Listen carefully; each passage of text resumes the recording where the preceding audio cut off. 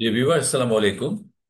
Draft এবং maturity calculation নিয়ে আমাদের সিরিজ আলোচনা, আর আজকে আমরা আলোচনা করব আইএসবিপি 81B14 নিয়ে। তো তার আগে একটু একটা জিনিস বলে রাখি, এর আগের আহ, আহ, আলোচনাগুলোতে ড্রাফট এবং ম্যাচুরিটি ক্যালকুলেশন নিয়ে সেটা আমরা আশা করি আপনারা সেগুলা দেখেছেন। এবং সেগুলোর ব্যাপারে আমি একটা কথা বলতে চাই যে নন কমপ্লাইন্ট ডকুমেন্ট হলে ম্যাচুরিটি কিভাবে ক্যালকুলেশন করব সেটা আমরা দেখলাম। এবং যদি একটা ড্রাফট ড্রয়ি ব্যাংক কারা এবং ড্রয়ি ব্যাংকের উপর যখন ড্রাফটটা ড্র করা হয় এবং সেই ড্রয়ি ব্যাংকের কি কি কাজ, এবং কোনো ড্রয়ি ব্যাংক যদি অ্যাক্ট করতে না চায়, অনার বা অনার করতে না চায়, সেই ক্ষেত্রে বেনিফিশিয়ারি অপশনটা কি, বেনিফিশিয়ারি ফ্লেক্সিবিলিটি কি, বেনিফিশিয়ারি ডকুমেন্টটা এজ ইট ইজ পরবর্তী ডাউন দ্য লাইন যেসব আন্ডারটেকার আছে, I mean confirming bank, issuing ব্যাংকের কাউন্টারে পাঠিয়ে দিতে পারে।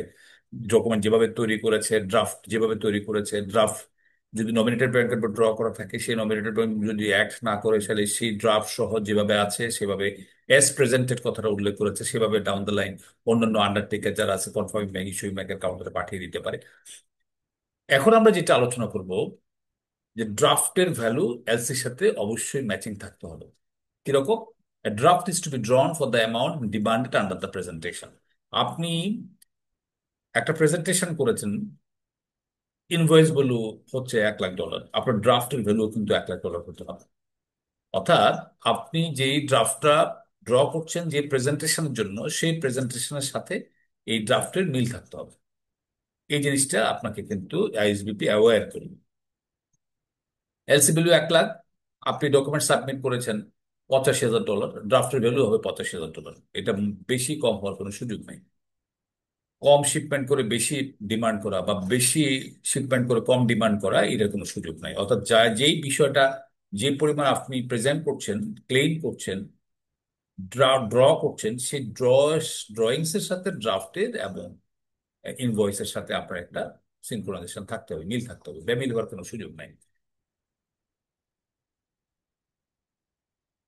ড্রাফটের নেচার কিরকম হবে? আমরা জানি চেকের মধ্যে ওয়ার্ড এবং ফিগার অবশ্যই সিমিলার থাকতে হবে। বিল অফ এক্সচেঞ্জ ক্ষেত্রে সেই রকম। The amount in words is to accurately reflect the amount in figure. Word এবং ফিগারের মধ্যে মিসম্যাচ হওয়ার কোনো সুযোগ নেই।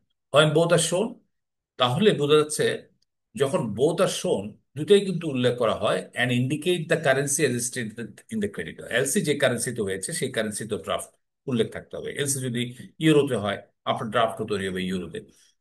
When the amount in words and figure are conflict, the amount in words, আপনি যদি একটা বিল অফ এক্সচেঞ্জ বা চেকের ক্ষেত্রে ওয়ার্ড এবং ফিগারের মধ্যে মিসম্যাচ যদি হয়, আপনাকে ওয়ার্ডের যেই অ্যামাউন্টটা লেখা আছে সেটাকে অ্যাকসেপ্ট করবে। তাহলে ড্রাফটের এই স্লাইডের মধ্যে আমরা ড্রাফটের নেচারটা জেনে গেলাম। ড্রাফট আপনার ওয়ার্ড ফিগার উল্লেখ থাকতে হবে। ওয়ার্ড এন্ড ফিগারের মধ্যে যদি মিসম্যাচ হয়, ওয়ার্ডটাকে অ্যাকসেপ্ট করতে হবে। যেই কারেন্সিতে এলসি হয়েছে সেই কারেন্সিতে ড্রাফট তৈরি করতে হবে। হুম। A draft is to be endorsed unless required by the credit.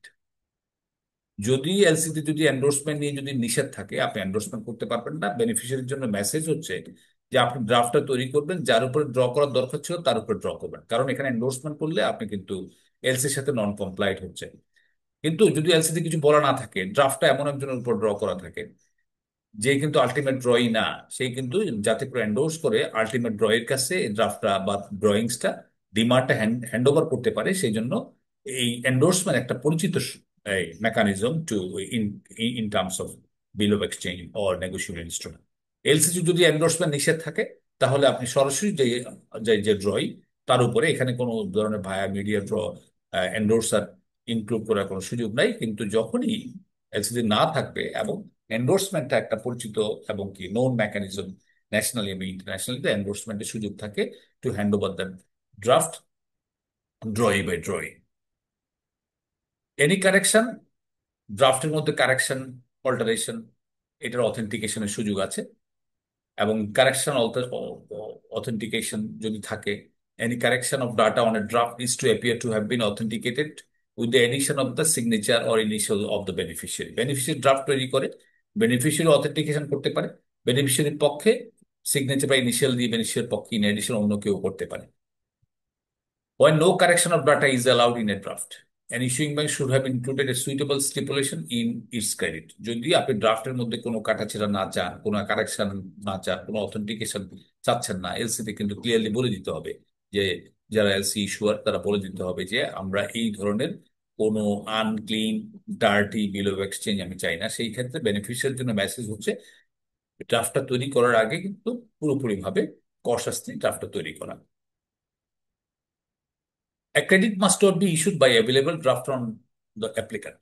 Draft always, যেহেতু এলসিতে অ্যাপ্লিকেন্টের কোনো পার্ট নাই, তাহলে ড্রাফটটা অবশ্যই তৈরি করবে যে কারো উপরে তৈরি করে না কেন, অ্যাপ্লিকেন্টের উপরে কিন্তু ড্র করা যাবে না। অ্যাপ্লিকেন্ট কিন্তু এলসি মেকানিজমের পার্ট না। অ্যাপ্লিকেন্টের উপরে কোনো ড্রাফট ড্র করা যাবে না। যদি অ্যাপ্লিকেন্টের উপর ড্রাফটটা ড্র করা চায় কোনো এলসিতে, তাহলে এটা কিন্তু ড্রাফট হিসাবে বা বিল অফ এক্সচেঞ্জ হিসেবে ট্রিটমেন্ট পাবে না। এটা যে কোনো ধরনের একটা ডকুমেন্ট হিসাবে ট্রিটমেন্ট পাবে, not draft, not bill of exchange. তাহলে যে কোনো ধরনের ডকুমেন্ট যেভাবে এক্সামিন করা হয় আর্টিকেল 14F দিয়ে, আর্টিকেল 14D দিয়ে, যেখানে ডাটা মিসম্যাচ যাতে না থাকে সেই বিষয়টা এখানে মাথায় রেখে ওই ধরনের ড্রাফট তৈরি করতে হবে। অর্থাৎ draft ড্রন on applicant is not a draft, draft ড্রন on applicant is not a bill of exchange. আমরা বিল অফ এক্সচেঞ্জ ড্রাফট যেটা বলি না কেন, এটা একটা ডকুমেন্ট, তবে not draft or not bill of exchange. কারণ বিল অফ এক্সচেঞ্জ বা ড্রাফটের মধ্যে আমাদের আইএসবিপি ইউসিবি বলছে ড্রই হবে অবশ্যই অবশ্যই কোনো ব্যাংক, সেটা হতে পারে নমিনেটেড ব্যাংক, এটা হতে পারে কনফার্মিং ব্যাংক, সেটা হতে পারে ইস্যুইং ব্যাংক। তো এই হচ্ছে দর্শক আজকে ড্রাফট নিয়ে আলোচনা। আমরা আইএসবিপি ড্রাফট নিয়ে শেষ পর্ব আমরা করলাম। এর আগে অনেকগুলো পর্ব আমাদের আছে, আপনারা আমাদের ইউটিউব চ্যানেল দেখে ড্রাফট সম্পর্কে আপনাদের নলেজ ডেভেলপ করে নেবেন। এবং ড্রাফট নিয়ে যদি কোনো অ্যাম্বিগুইটি থাকে আমাদেরকে সরাসরি কল করতে পারেন। আর আমাদের অন ক্যাম্পাস ক্লাসে জয়েন করতে পারেন আফতাবনগরে অ্যাম্বাসেডর স্কুল অ্যান্ড কলেজে। সেখানে আমরা এইসব নিয়ে বিস্তারিত আলোচনা করি। আমাদের সিরিয়াস কোর্স 6 মাসের কোর্স, আমাদের কোর্সগুলো চলছে। আমাদের নেক্সট ব্যাচ শুরু হবে জুলাই 2025। আজকে এই পর্যন্ত দর্শক, ভালো থাকবেন। অন্য কোনো ভিডিওতে আবার দেখা হবে। আজকে এ পর্যন্তই। আসসালামু আলাইকুম।